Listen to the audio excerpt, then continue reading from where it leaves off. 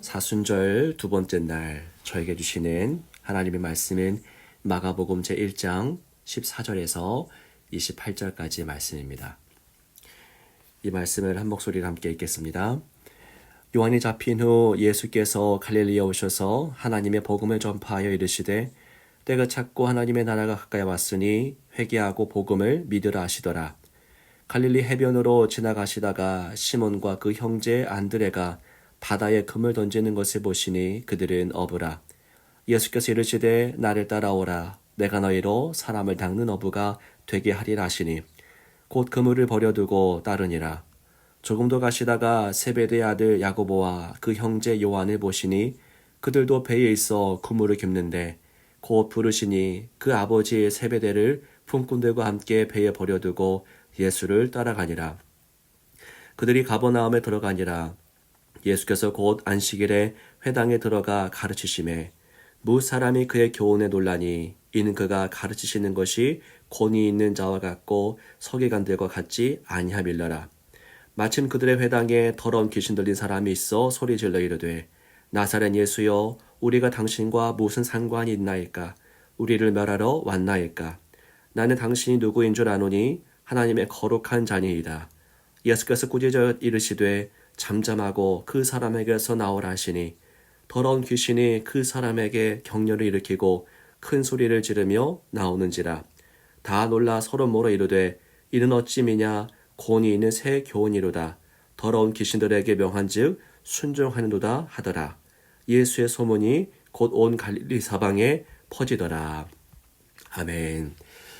네, 사순절 두 번째 날입니다. 오늘도 십자가 은혜를 깊이 묵상하며 십자가를 경험하는 하루 되시기를 축복합니다. 네, 요한이 사명을 다하고 역사의 뒤안길로 사라집니다.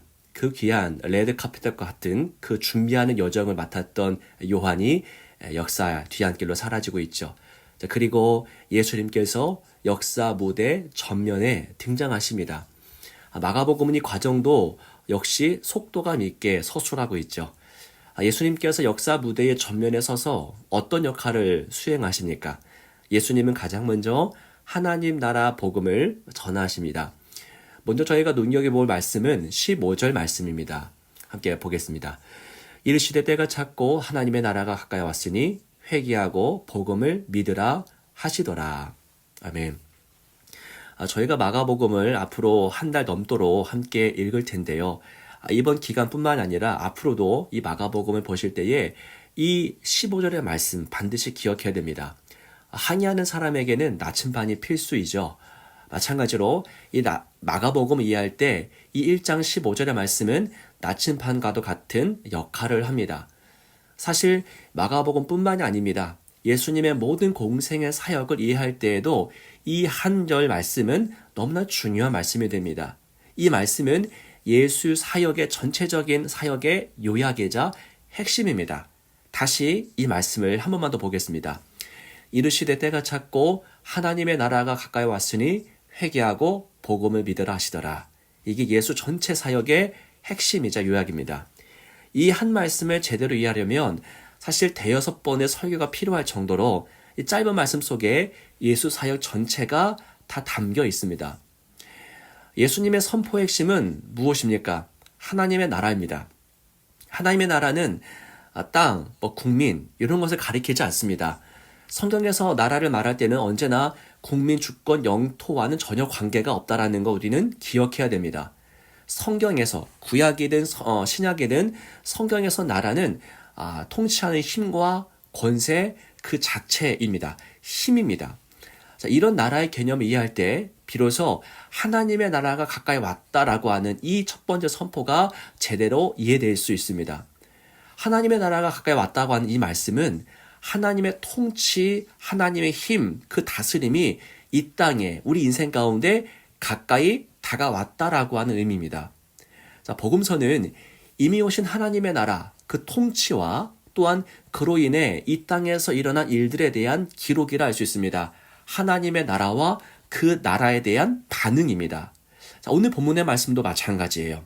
자, 예수님의 말씀을 좀 더 묵상해 보겠습니다. 예수님은 하나님의 나라가 가까이 왔다고만 말씀하지 않습니다. 그 나라가 가까이 왔다 말씀하신 다음에 이 땅에서 마땅히 일어나야 할 일에 대해서도 말씀하고 계시죠. 여러분, 그게 무엇입니까? 그 뒤에 이어지는 말씀이죠. 회개하고 복음을 믿으라입니다. 여러분, 하나님의 나라가 가까이 왔을 때 하나님이 통치하시고 다스리실 그때에 우리는 어떻게 반응하는 게 맞습니까? 주님은 두 가지를 언급하시죠. 첫 번째는 회개입니다. 회개. 회개는 돌아서는 겁니다. 기존의 세계, 내가 몸담던 곳, 내가 붙잡던 보아와 모든 가치에서부터 방향을 전환하는 것입니다. 실제적이죠. 단순히 마음만 바꾸는 것, 내 감정만 바꾸는 것이 아니라 내 실제 방향과 발걸음을 바꾸는 것, 그게 회개입니다. 두 번째로는 복음을 믿으라 였죠. 돌아섰으면 어떻게 해야 됩니까? 돌아섰으면 이제 새로운 세계를 추구해야 됩니다. 방향만 전환한 채 그 자리에 머물러 있다면 방향을 돌릴 이유가 없는 것이죠. 돌아섰다면 이제 전진해야 되고 나아가야 합니다. 자, 아직까지도 좀 추상적으로 들리실 것 같습니다. 걱정하지 마십시오. 성경은 절대로 추상적으로 대충 설명하고 넘어가지 않습니다. 하나님의 나라 앞에서 회개하고 복음을 믿는다고 하는 것이 실제적으로 무엇을 의미합니까? 이어지는 이야기가 그 질문에 대한 답변이 됩니다. 자, 누가 등장하면요. 시몬과 안드레가 등장하는데 그 두 사람이 바다에서 그물을 던지고 있습니다. 그때 예수님께서 말씀하시죠. 오늘 말씀 17절입니다. 예수께서 이르시되 나를 따라오라. 내가 너희로 사람을 낚는 어부가 되게 하리라 하시니. 어부에게 어부의 언어로 말씀하시죠. 다시 말해 이 땅의 언어로, 구체성을 띤 언어로 예수님은 그들을 부르십니다. 예수님의 부르심에 대한 그들의 반응은 무엇입니까? 18절인데요. 곧 그물을 버려두고 따르니라. 여러분, 이게 바로 예수님의 부르심에 대한 그들의 반응입니다. 자, 이어서 야고보와 요한도 부르시는데요. 그 두 사람의 반응 역시 똑같습니다. 버려두고 예수님을 따라갑니다. 자, 바로 여기에 하나님 나라 앞에서 회개하고 복음을 믿는다는 게 무엇을 뜻하는지 나타나고 있죠. 주님의 선포를 들은 제자들은 어떻게 합니까? 회개합니다. 즉 자신들이 그동안 붙잡고 살았던 그 모든 배, 그 모든 그물을 버리죠. 그리고 복음을 믿습니다. 즉 예수님을 따라갑니다. 회개와 믿음이 무엇인지 잘 보여주죠. 그물을 버리는 것, 그리고 예수님을 따라가는 것, 그것이 회개고 복음을 믿는 것입니다. 예수님의 부르심도 구체적이었고요. 그리고 이 제자들의 따름 역시도 구체적이었습니다. 기억하십시오. 어부로 있으면서 주님을 따르는 것은 불가능한 일이었습니다. 둘 다 소유하는 것은 불가능합니다. 제자란 버리는 존재이자 따르는 존재입니다. 두 가지 다 겸비하는 것이 다 제자로 갈 수 있는 길입니다. 버림없이 따를 수 없고요. 따르기 위해서는 버릴 수밖에 없습니다. 둘 다는 안 되는 겁니다.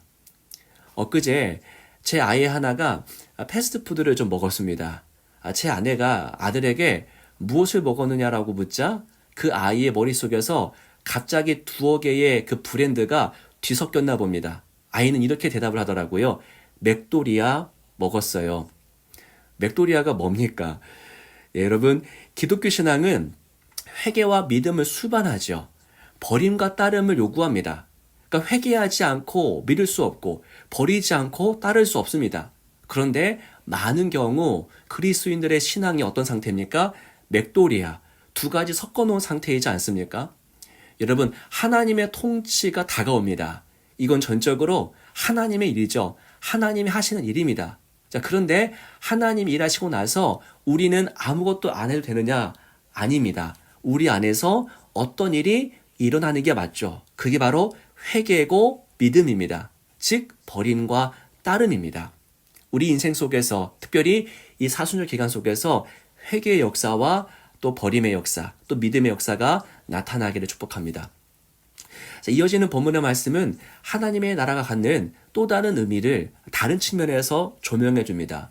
자, 예수님께서 회당에 들어가시지요. 자, 거기에 누가 있었습니까? 귀신 들린 사람이 있습니다.